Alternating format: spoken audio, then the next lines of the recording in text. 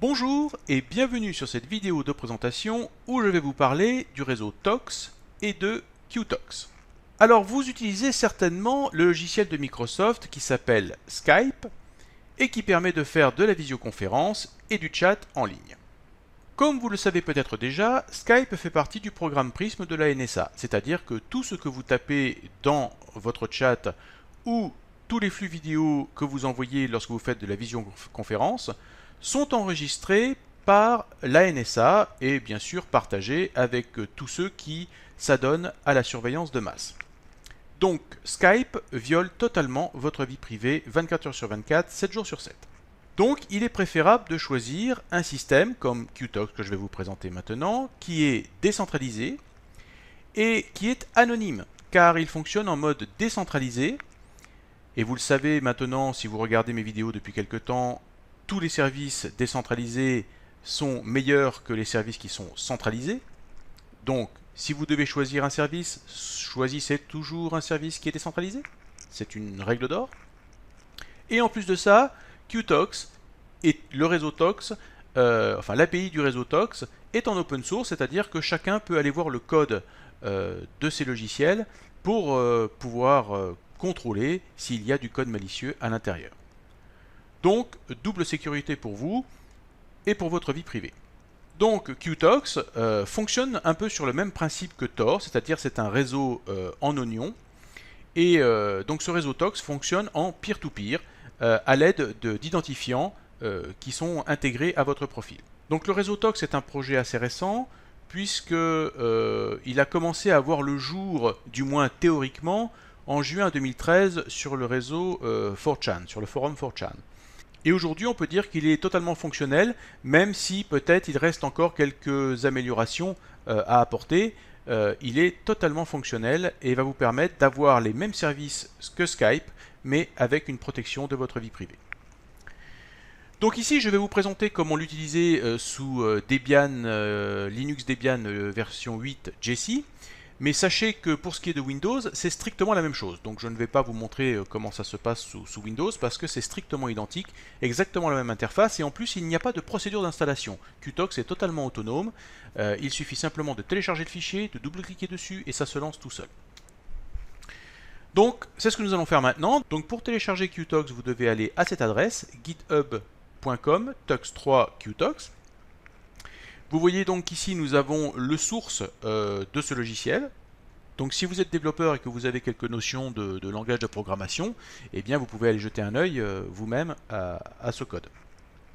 Donc en bas de la page ici vous avez les différentes versions de QTOX qui sont disponibles pour les différents systèmes d'exploitation, donc Windows, Linux et Mac, et également si vous êtes en 64 ou en 32 bits. Donc ici je suis sous un Linux Debian en 64 bits, je vais donc télécharger ce fichier ici, 64 bits download, je l'ai déjà fait précédemment. Vous avez également d'autres packages pour d'autres systèmes Linux. Donc nous allons fermer cette fenêtre, et je vais aller donc maintenant dans mon dossier de téléchargement où je vais retrouver mon fichier que j'ai téléchargé, qui est ici. Et je vais faire un clic droit dessus pour l'ouvrir dans mon gestionnaire d'archives. Et je vais cliquer sur extraire pour l'extraire. Jusqu'ici, rien de bien compliqué. Et vous allez voir que ça va continuer d'être simple, puisqu'en fait, comme il n'y a pas de procédure d'installation, eh bien, il suffit tout simplement de cliquer sur ce fichier QTOX que vous avez décompressé, et cela va lancer immédiatement QTOX sans aucune procédure d'installation. Sous Windows, c'est exactement la même chose, sauf que le dossier sera un dossier zip que vous allez devoir décompresser, et vous aurez également un fichier qtox.exe que vous aurez à lancer. Donc ici, la première chose que nous demande QTOX, eh bien, c'est de créer notre profil. Donc, on va créer notre profil.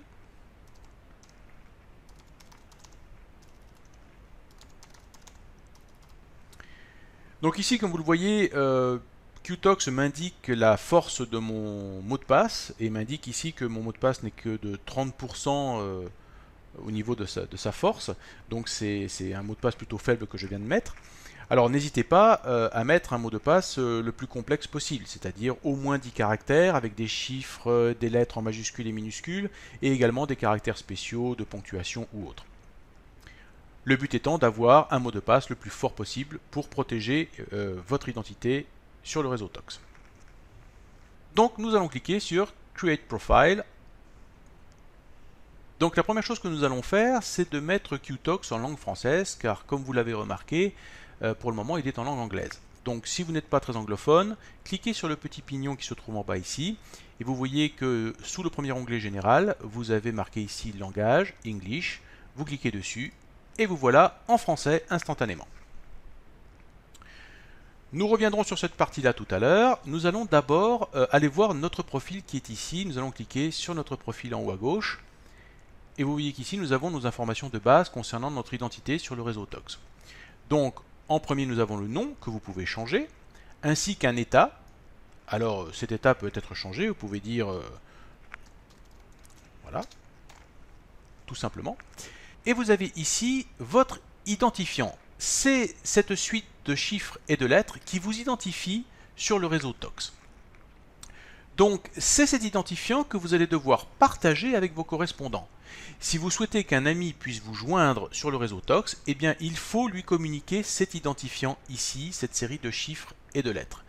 Alors, vous pouvez bien sûr lui envoyer par email, ou lui envoyer par SMS, ou lui envoyer par une clé USB, comme vous voulez. Ceci étant dit, faites attention à ce que vous faites avec votre identifiant, car cet identifiant est unique, représente votre identité sur le réseau Tox, et donc si quelqu'un vous vole cet identifiant, il pourra usurper votre identité.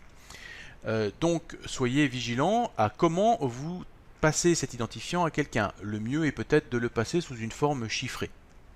Et vous pouvez également donner votre identifiant QTalks sous la forme d'un QR code que vous avez ici, donc sous la forme d'une image qui peut être récupérée à partir d'un téléphone mobile par exemple. Ensuite ici en bas vous avez tout ce qui concerne votre profil, et en particulier le fichier de votre profil qui se trouve sur cet ordinateur. Vous pouvez par exemple renommer le fichier de votre profil qui s'appelle eric.tox. Si vous voulez qu'il s'appelle autrement, vous pouvez le renommer. Vous pouvez supprimer également ce profil ou l'exporter. L'exporter peut également vous servir à le sauvegarder ce profil, car si cet ordinateur tombe en panne, eh bien vous perdez votre profil et vous serez obligé de créer un nouveau profil et de repartager un nouvel identifiant avec vos amis. Bref, ça risque d'être un peu galère. Donc n'hésitez pas à exporter votre profil pour le sauvegarder. Donc vous cliquez simplement sur exporter, puis ensuite par exemple je vais aller ici sur mon dossier documents et je vais sauvegarder mon profil. Alors exporter le profil peut être aussi intéressant pour pouvoir ensuite mettre ce profil sur d'autres ordinateurs. Si vous possédez 3 ordinateurs, vous allez pouvoir avoir le même profil sur ces 3 ordinateurs, avec les mêmes contacts, les mêmes groupes de discussion, etc. Alors vous pouvez également supprimer le mot de passe et changer le mot de passe. Voilà pour ce qui est de la gestion de votre profil. Revenons maintenant aux différentes options qui sont proposées dans QTalks. Donc la langue, c'est fait, nous l'avons changé et nous l'avons mis en français. Alors on peut démarrer QTalks dans la barre d'état, c'est-à-dire la fameuse barre qui est le système trait par exemple de Windows. On peut lui demander également de se fermer dans la barre d'état, et on peut également faire en sorte qu'il se minimise dans la barre d'état. Alors tout comme dans Skype, il peut vous mettre absent au bout de quelques minutes d'inactivité.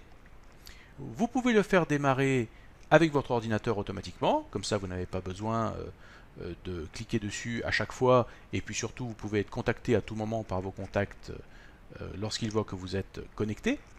Auto-accepter les fichiers, alors attention, ça c'est un système qui permet donc de télécharger des fichiers entre vos contacts et vous, mais attention, auto-accepter les fichiers n'est peut-être pas une bonne idée, car vous ne savez pas trop qui va peut-être vous envoyer des fichiers qui seront peut-être corrompus avec un virus dedans, donc attention, ça c'est le genre d'option qu'il ne vaut mieux pas activer. Vous avez ici différentes options concernant les sons et l'interface en général. Ici, vous avez aussi tout ce qui concerne les icônes. Vous avez déjà pas mal de packs d'icônes qui sont incorporés à QTalks, que vous pouvez utiliser lorsque vous chattez. Alors ici, en bas, nous avons une fonctionnalité très intéressante. Si vous avez vu mes précédentes vidéos, et en particulier celles concernant Pidgin, vous savez que lorsque l'on voit ce type de paramétrage où l'on peut faire passer un réseau par un proxy, eh bien cela peut servir à faire passer par exemple QTalks à travers le réseau Tor. Il suffit de lancer par exemple votre Tor browser, puis ensuite d'indiquer ici SOX5, puis l'adresse 127.0.0.1 et d'indiquer le port 9150. Et ainsi, vous vous retrouvez avec Qtox qui passe à travers le réseau Tor. Donc vous doublez votre protection puisque vous avez déjà le réseau Tox qui est protégé. Et en plus, ça va passer par le réseau Tor. Donc si vous êtes vraiment paranoïaque, c'est une bonne solution. Mais attention, car vu cette surcouche de réseau que vous allez ajouter ici, vous risquez certainement d'avoir du lag au niveau du flux de vidéo. Le flux vidéo risque sérieusement de laguer, mais donc ça c'est à conseiller uniquement si vous voulez faire du chat, un peu comme sur le même principe de Pidgin. Donc nous allons enlever ça puisque nous n'avons pas besoin de Tor ici. Et nous allons aller sur l'onglet Vie privée. Alors, notification de frappe, ça veut dire quoi notification de frappe? Eh bien, comme sur Skype, lorsque vous allez commencer à taper votre message au clavier, votre correspondant va savoir que vous êtes en train de taper le message au clavier. Ensuite, Qtox, comme Pidgin d'ailleurs, est capable de conserver un historique de votre discussion. Si vous voulez protéger un peu plus votre vie privée, je vous déconseille fortement d'avoir un historique de discussion. Ici, il y a un système très intéressant. Vous avez certainement eu ce désagrément sur Skype. De temps en temps, vous avez des personnes qui vous demandent en contact ou autre et que vous ne connaissez ni d'Ève ni d'Adam et qui cherchent à vous spammer. Donc si vous avez ce même phénomène sur le réseau Tox, eh bien tout simplement vous pouvez générer un autre code anti-spam qui est en fait un code qui est à la fin de votre identifiant. Seulement une fois que vous aurez fait ça, vous devrez recommuniquer en fait votre identifiant réseau Tox à vos contacts. Passons maintenant à la vidéo. Donc c'est ici que vous allez pouvoir régler votre webcam ainsi que votre micro-casque ou votre micro de webcam. Donc c'est ici que vous devez indiquer les périphériques que vous allez utiliser pour votre visioconférence. Nous allons cliquer maintenant sur Avancer.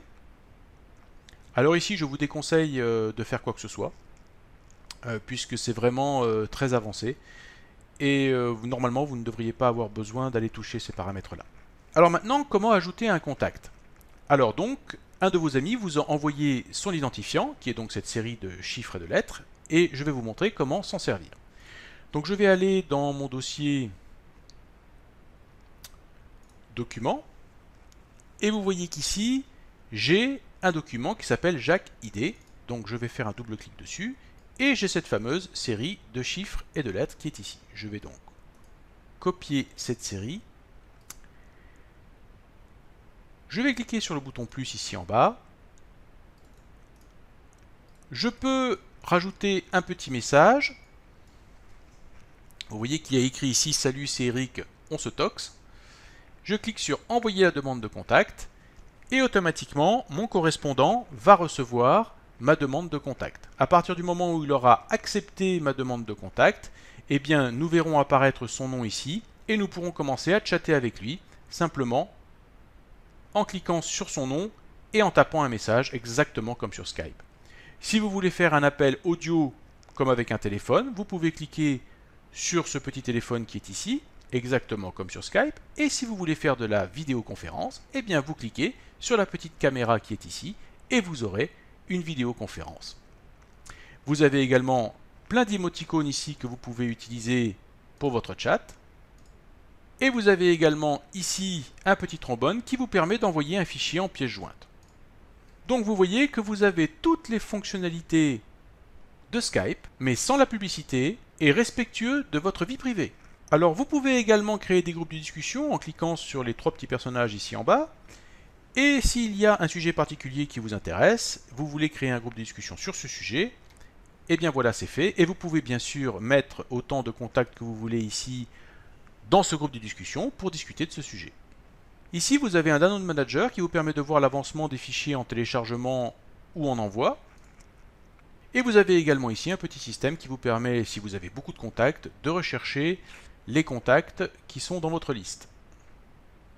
Vous avez également, en cliquant ici, un filtre qui vous permet de voir votre liste de contacts ou les groupes de discussion suivant certains critères. Si vous ne souhaitez pas être dérangé, eh bien vous pouvez, comme sur Skype, cliquer ici et dire que vous êtes absent ou occupé. Voilà, il est temps pour vous de désinstaller Skype maintenant et de passer sur Qtox. J'espère que vous avez aimé cette vidéo et je vous dis à très bientôt pour d'autres vidéos.